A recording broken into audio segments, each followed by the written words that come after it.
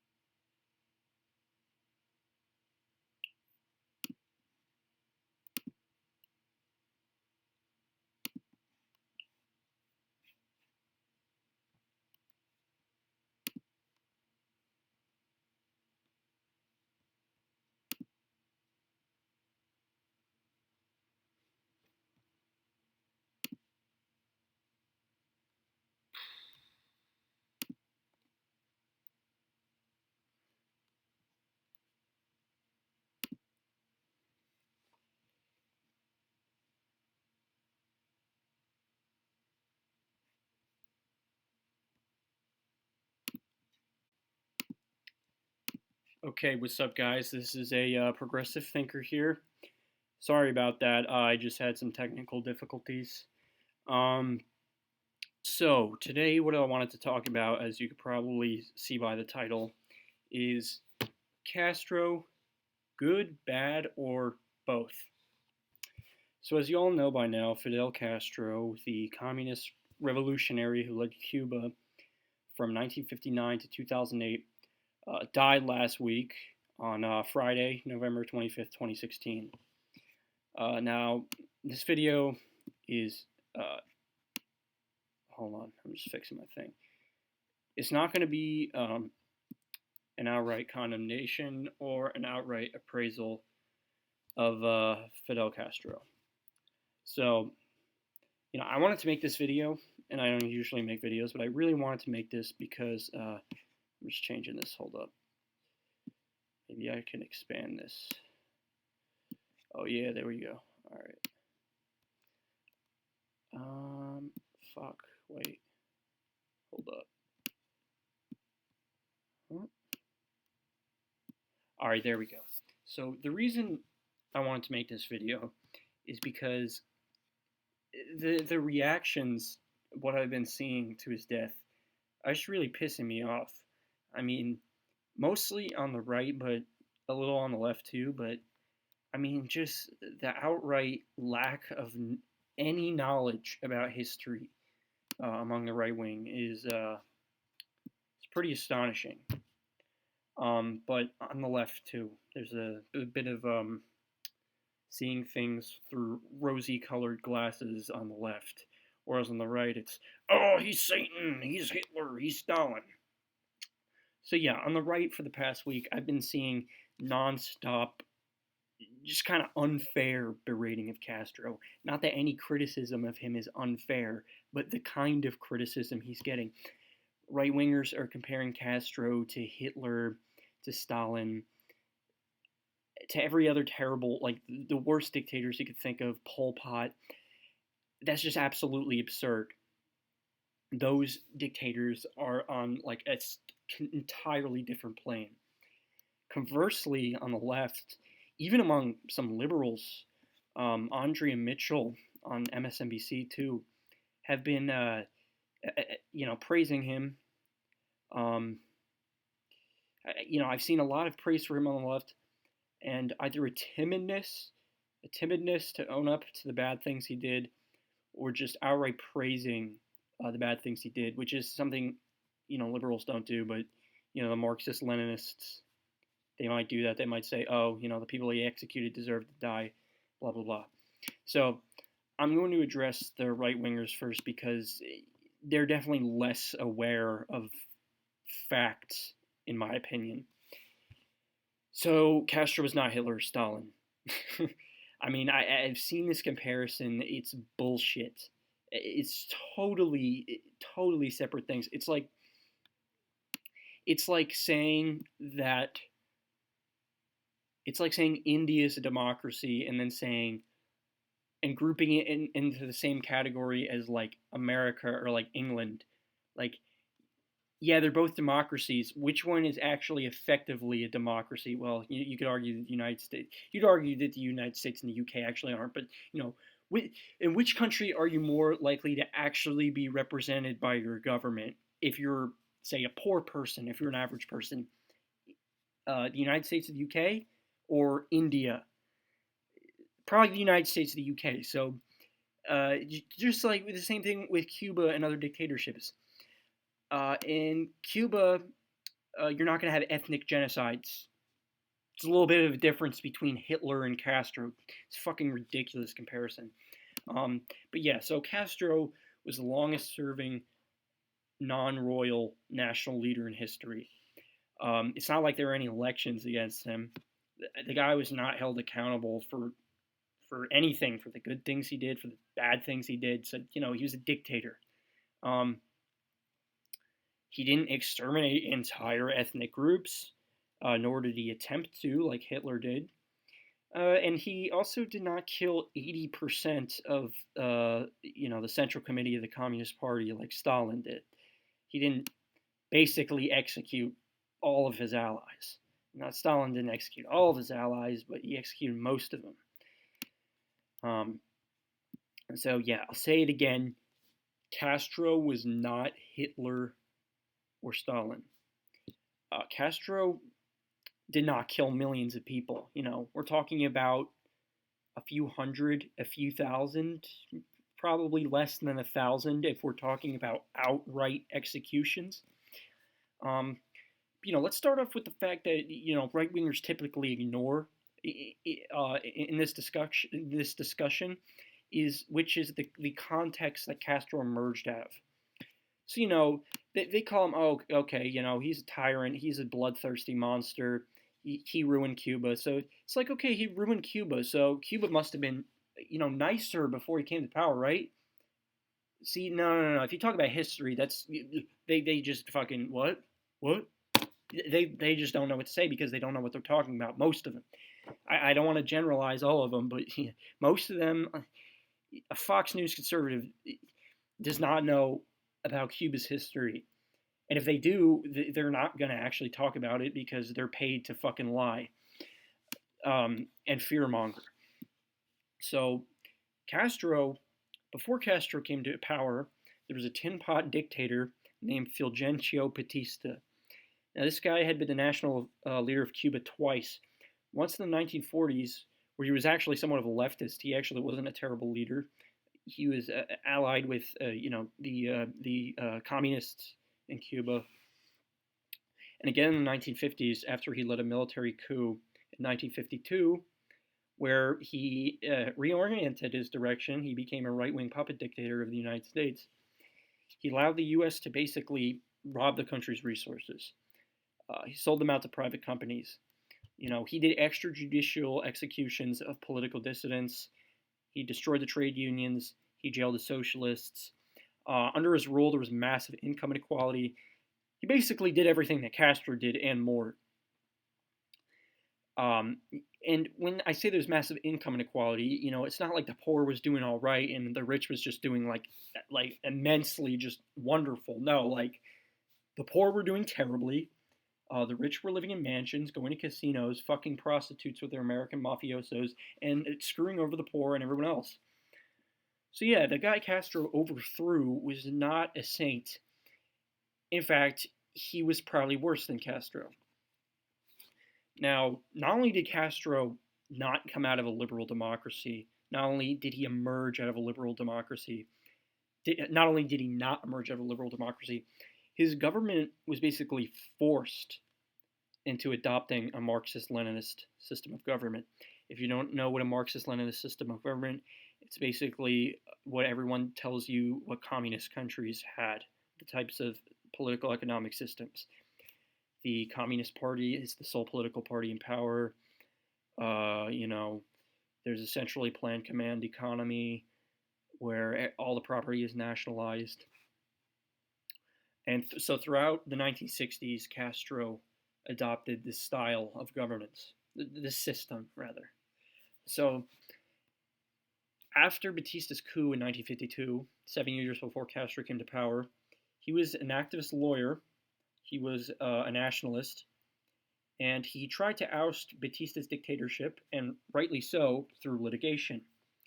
That obviously fails because you can't dethrone the king through legal means. It's going to have to be violent, right? So he turns to violence.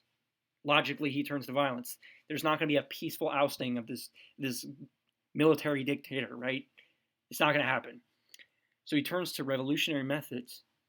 He trains a group of around 130 revolutionaries at the universities, including his younger brother and current leader of Cuba, Raul Castro, to topple the government.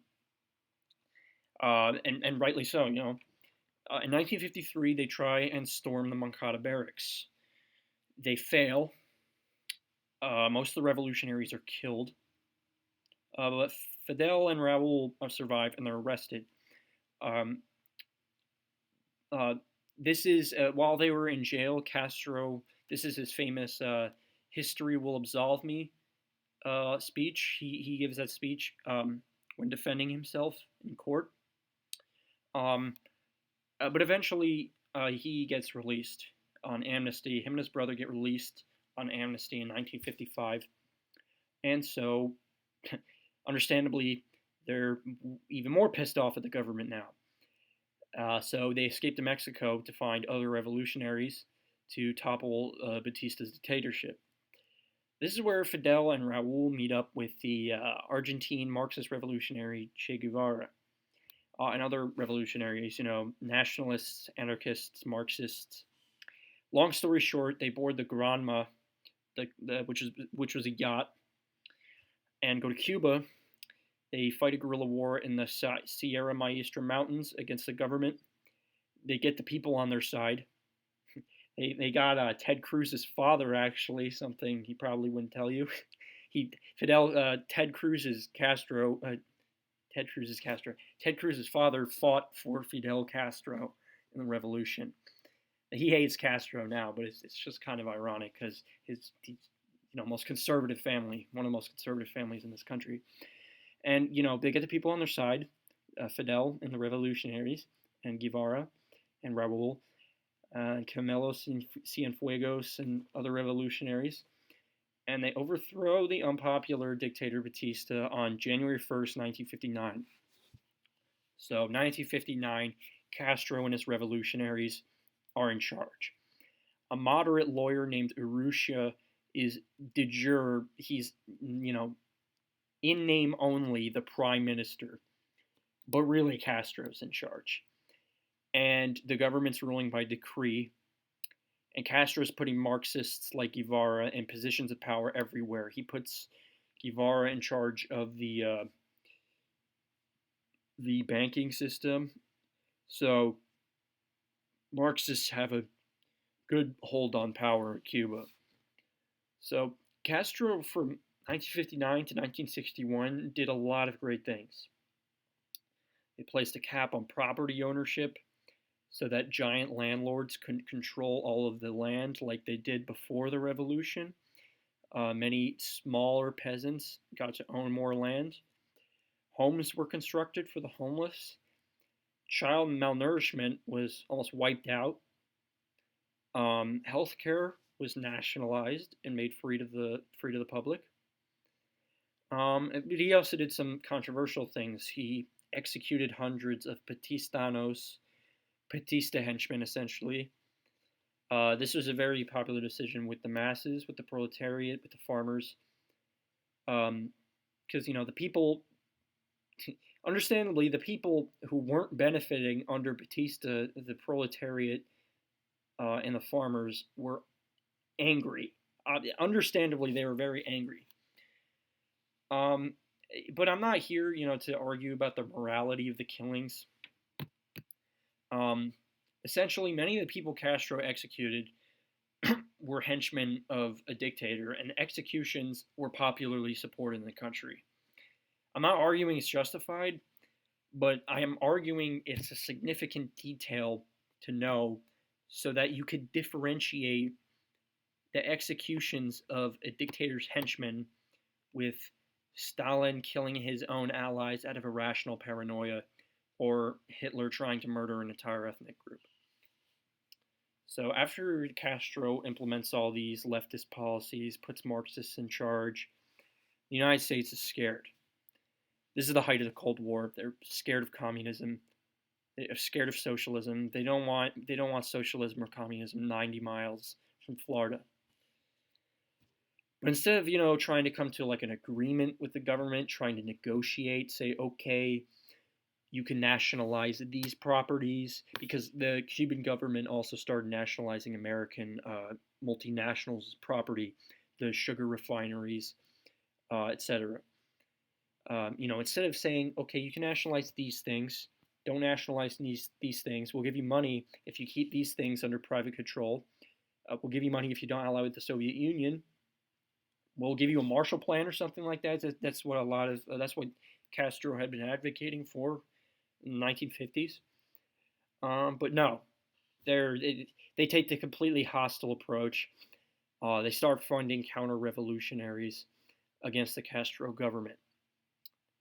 Castro's understandably pissed off, so he nationalizes all of the U.S. properties in Cuba, and starts processing sugar, which was Cuba's main resource. It was until recently, to export to the USSR. So Castro is a popular ruler at this time, but he's also immensely unpopular with the middle class and the wealthy elites, because he nationalized a lot of their properties. So these people despise Castro. They leave for Miami, where they and their descendants still remain, and Kennedy trains many of them to topple the Castro government in the Bay of Pigs invasion. So the invasion fails, right? It was, if you know anything about it, it was a disaster.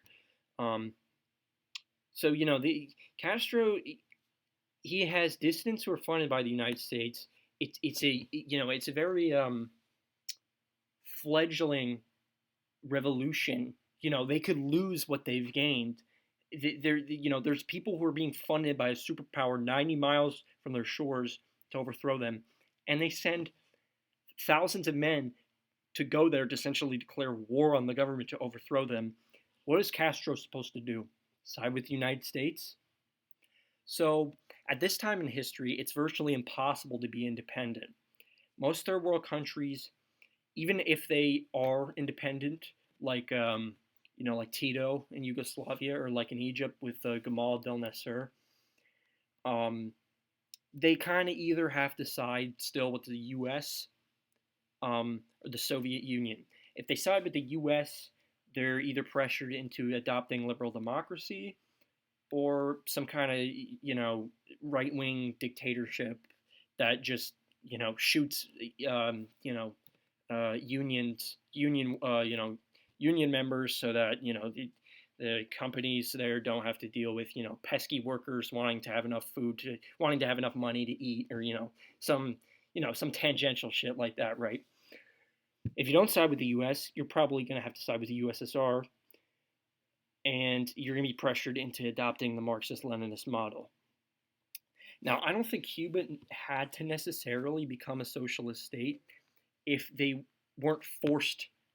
I don't think they necessarily had to become one, even under these conditions, because Castro, was definitely a socialist, though. So even he might have still, adopted this kind of system, even if he hadn't been pushed to the USSR as much as he had. But the point is, the United States didn't even try, Eisenhower and Kennedy didn't even try to negotiate with him. They didn't even try to reason with him. They just pushed him to the other side. It was a self-fulfilling prophecy. They said communists, fuck them, and then they became communists. So, the right-wingers who are calling Castro Satan, just know, one, the guy he overthrew was worse than him, And two, Castro was essentially forced into adopting a Soviet-style centrally planned economy, even if he was going to anyway. So under Castro's rule, here are the positives. Child malnourishment was virtually wiped out. Now, they actually did experience a lot of food problems though in the 60s and 90s. So and their system hasn't been very good at managing a lot of resources. But there's a 99.7% literacy rate. A third world illiterate country was practically rid of illiteracy in a matter of a few years. Cuba has one of the highest literacy rates in the world, higher than the United States. They have free universal health care and a higher life expectancy than the United States, the richest country on earth, with arguably the best healthcare system if you could afford all the good benefits. But healthcare in Cuba is free, so you don't need to worry about that. Cuba managed that, and they're not a very rich country. Also, they have universal free education at all levels. They're one of the only countries in the world to meet the UN standards of sustainable ecological development. In fact, the US could really learn a lot from Cuban agriculture because they've adopted a sustainable style of agriculture, which the United States lacks with our focus on monocropping and other similar practices that are not good for the soil. Cuba is a powerhouse of doctors. The country is constantly training doctors to go all around the world and help people. This was especially obvious in the Ebola crisis. Cuba was one of the countries sending the most doctors over to Africa when the whole Ebola thing was going down in 2015. And they have the highest ratio of doctors per capita in the world. Did you know that Cuba in 2012 developed a vaccine for lung cancer? And that is better than any treatment we had here. We only really recognized that they had a treatment for it since this year. And now it's not a cure, obviously, but it's a treatment, and it's a particularly good treatment. I mean, that's just crazy for a relatively poor country. How many third world countries do you hear about developing vaccines for cancer? Castro also sided with Nelson Mandela against the apartheid regime in South Africa, which was a settler colonial government. Didn't allow black people any political representation, despite the fact that black people were the majority of the population. So only whites were ruling. The Dutch descendants of the Dutch settler colonials. And the United States and the United Kingdom were backing this awful apartheid regime. They were calling Mandela a terrorist. The State Department listed him as a terrorist, while Castro was consistently defending Mandela. And today we think of him as a hero, so something you should keep in mind. Finally, something you wouldn't hear from the right-wing, red-baiting, fear-mongering press is that the death penalty was actually abolished in Cuba in 2001. Now, de jure it was abolished, so it's not entirely great. In 2003, it was used for 3 men who held a ferry full of Cuban passengers hostage while these men attempted to sail to Florida. It has not been used since then, though. Now enough positive talk, though. I don't want to come off like I'm looking through rosy-colored glasses because Castro did some truly fucked up things in Cuba. If we want to be honest, we have to, address the negatives. If we want to have a coherent worldview, or not even a coherent worldview, just an objective worldview, we have to look at, all of the facts, not just some of them. So, Castro was the unequivocal dictator of Cuba for almost 50 years. He wasn't elected. He never ran for election. When he came to power, he emerged from popular revolution. Obviously, he couldn't have been elected then. He couldn't have democratically been elected against Batista. because Batista was a dictator, so there had to be a revolution. And he was popularly supported, so you could argue he was a democratic leader when he came to power originally. Castro promised elections in 1961, however, they never came. And never was there an election. And he ruled until 2008 as first the prime minister and then the president of Cuba. He ruled as the head of state and the head of government. Cuba is a one-party state. No political parties except for the Communist Party are allowed, which essentially is the government. No other political party besides the Communist Party is allowed to hold power or even exist. Now, there are municipal elections in Cuba. It's not entirely an undemocratic country. It's not like North Korea or, Eritrea or something like that. Or Myanmar until a few years ago. You can run as an independent in these municipal elections, but on the national level, no real freedom to choose representatives. All the members of the National Assembly are Communist Party members. One political party essentially is the government of Cuba. Not that they hold the majority of government positions. They essentially are the government. There's literally no free press at all in Cuba, and this pisses me off as a journalist. I do journalism at a local newspaper called New Brunswick Today in New Brunswick, New Jersey. So there's one news source in Cuba, which is Granma. Granma is controlled by the Communist Party, so you think they might be a little biased? So if you're an aspiring journalist who wants to go overseas, don't go to Cuba. Their government is not friendly to the concept of freedom of information. Political prisoners, obviously, a feature of every dictatorship. Honestly, though, there are effectively political prisoners in every country. In Cuba, it's just a lot more obvious that there's political prisoners because of the zealous nature of the government and their harassment towards dissidents. They don't do things in kind of a subtle way like democratic countries like the United States might do. From 1962 to 1967, and this is one of the most fucked up things Castro did. His government adopted a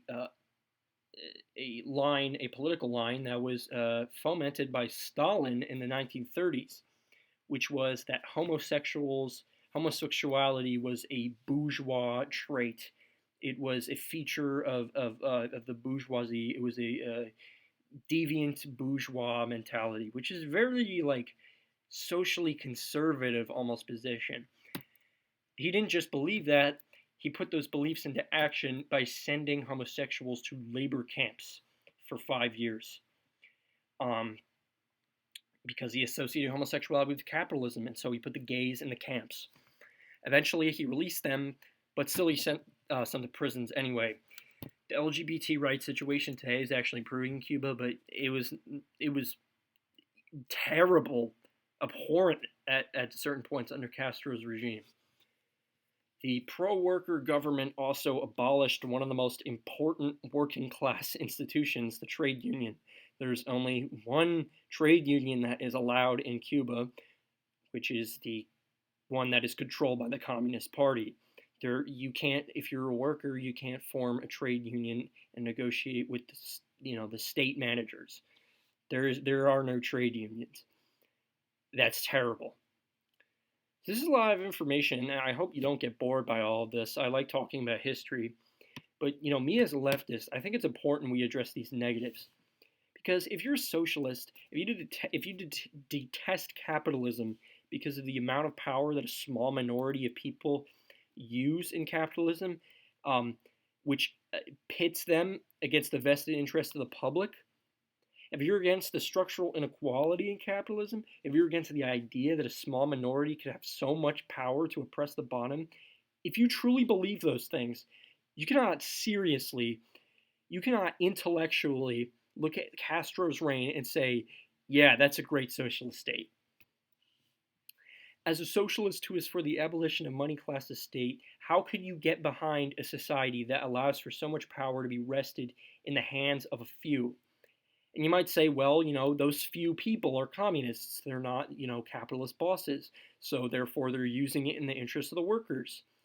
Some ways that's some ways it's true. Cuba's a lot better for the bottom now than it was under Batista. But you really think the working class is having a great time in Cuba? You really think they're in charge? You can't protest, you can't speak your mind, you can't do journalism.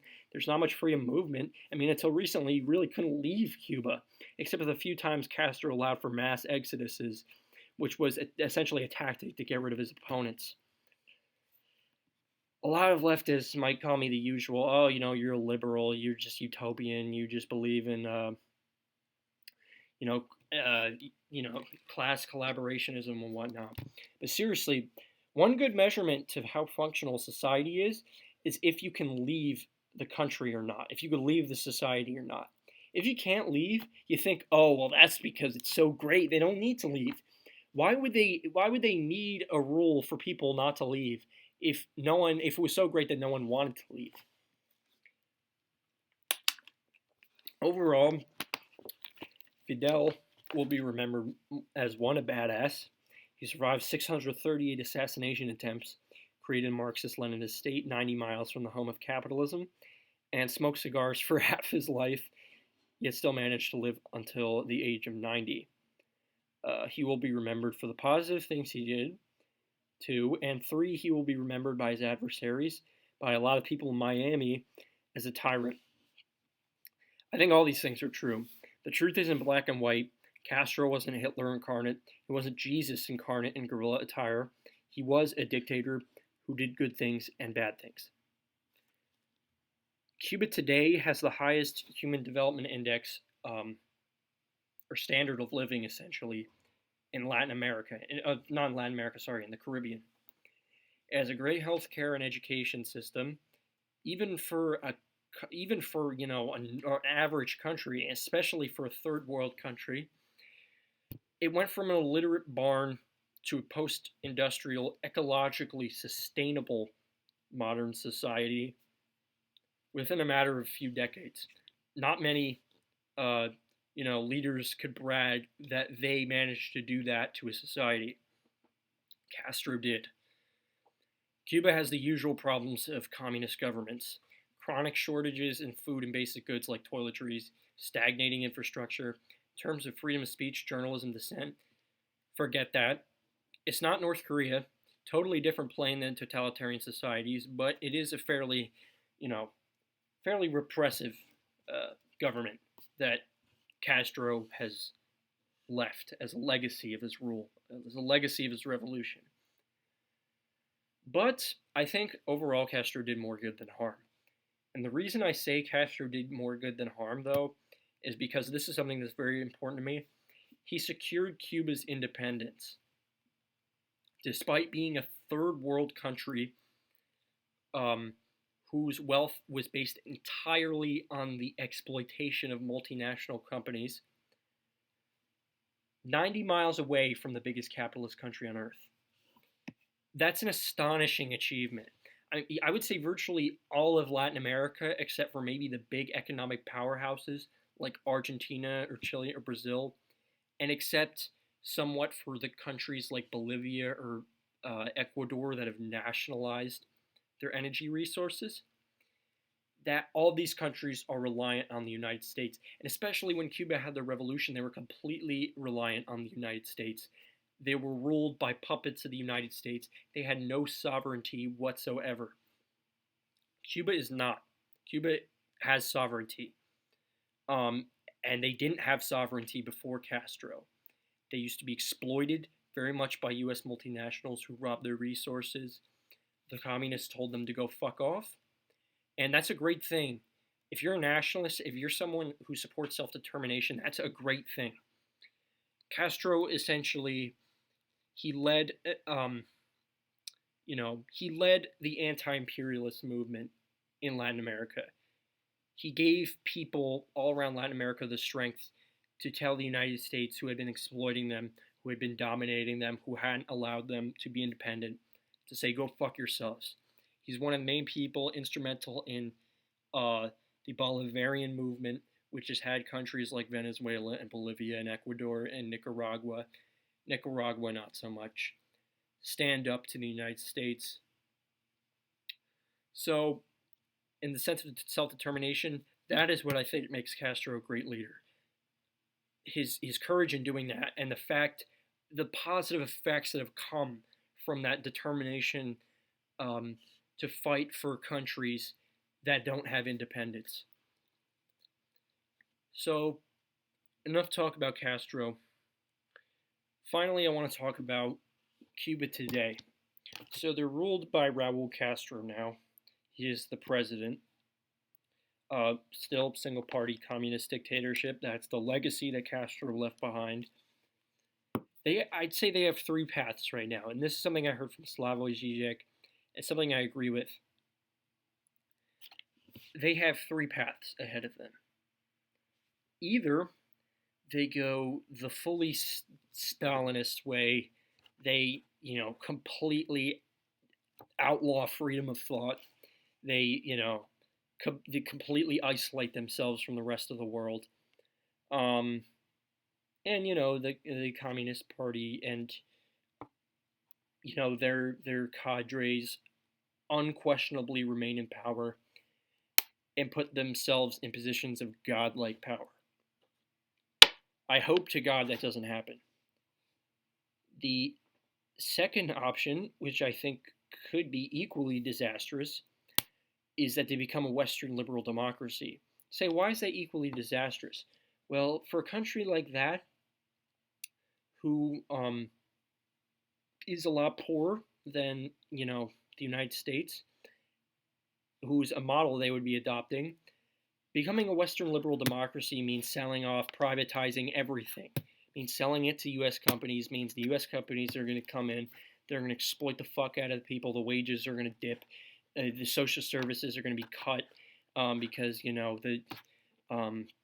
the World Bank isn't going to like that. They're going to force the government to implement austerity measures, or the government will risk whatever, all sorts of debt problems.